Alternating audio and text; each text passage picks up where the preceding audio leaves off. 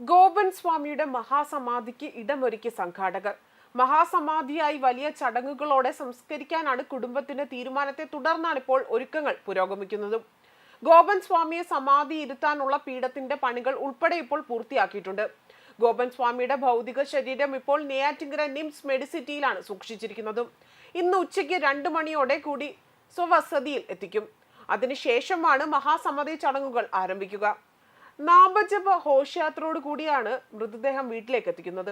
തുടർന്ന് കൈലാസനാഥ ക്ഷേത്ര സമീപത്തെ സമാധി സ്ഥലത്ത് തന്നെ 3 മണിയോടുകൂടി മഹാസമാധി നടക്കുമെന്നാണ് സംഘാടകർ അറിയിച്ചിരിക്കുന്നത്. ഗോപൻ സ്വാമി സമാധിയായെന്ന് കുടുംബം പറയുന്ന അതേ സ്ഥലത്ത് തന്നെയായിരിക്കും മഹാസമാധി നടക്കുന്നത്. ഗോപൻ സ്വാമിയുടേത് സ്വാഭാവിക മരണമാണ് എന്ന് പോസ്റ്റ്മോർട്ടത്തിൽ വ്യക്തമായെങ്കിലും രാസപരിശോധനാ ഫലം ഇതുവരെയും പുറത്തു വന്നിട്ടില്ല. ഇത് പുറത്തു വന്നാൽ മാത്രമേ ദുരൂഹത ഒഴിയുകയുള്ളൂ. കഴിഞ്ഞ ദിവസമാണ് വിവാദമായ കല്ലറയുടെ സ്ലാബ് മാറ്റി ഗോപൻ സ്വാമിയുടെ മൃതദേഹം പുറത്തെടുത്തത്. ഇരിക്കുന്ന നിലയിലായിരുന്നു മൃതദേഹം ഉണ്ടായിരുന്നതും. നെഞ്ചുവരെ പൂജാദ്രവ്യങ്ങൾ മൂടിയ നിലയിലാണ് മൃതദേഹം കണ്ടെത്തിയതും. അഴുകിയ നിലയിലായിരുന്നു മൃതദേഹം ഉണ്ടായിരുന്നതും. നെയ്യാറ്റിൻകരയിൽ പിതാവ് സമാധിയായെന്ന് മക്കൾ പോസ്റ്റർ പതിക്കുകയും അടക്കം ചെയ്തതോടെയാണ് ഗോപൻ സ്വാമിയുടെ മരണം വലിയ രീതിയിൽ ചർച്ചയായി മാറിയതും. എന്നാൽ ഈ വിഷയത്തിൽ അന്വേഷണം അവസാനിപ്പിച്ചിട്ടില്ല എന്നാണ് CI ഇപ്പോൾ പറഞ്ഞിരിക്കുന്നതും. നിലവിൽ പോലീസിന് മുന്നിൽ പോസ്റ്റ്മോർട്ടം റിപ്പോർട്ട് അല്ലെങ്കിൽ പ്രാഥമിക പരിശോധനാ റിപ്പോർട്ടുകൾ ഒന്നും തന്നെയില്ല. ഗോപൻ സ്വാമിയുടെ മകന്റെയും ഭാര്യയുടെയും മൊഴികളിൽ വൈരുദ്ധ്യമുണ്ട്. ഈ സാഹചര്യത്തിലാണ് സമാധി തുറന്ന് പരിശോധിച്ചാൽ അത് തീരുമാനിക്കുന്നതും. പോലീസ് നടപടിയെല്ലാം തന്നെ നിയമാനുസൃതമായിരുന്നുവെന്നും കുടുംബത്തെ പോലീസ് വേട്ടയാടിയിട്ടില്ല എന്നും CI പറഞ്ഞു.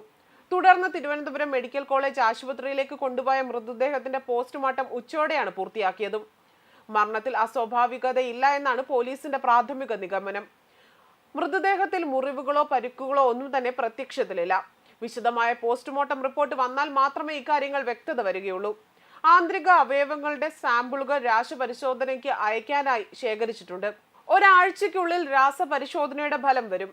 പോസ്റ്റ്മോർട്ടം പൂർത്തിയായ ഉടൻ തന്നെ മൃതദേഹം കുടുംബത്തിന് വിട്ടു നൽകാനായിരുന്നു അധികൃതർ തീരുമാനിച്ചിരുന്നതും.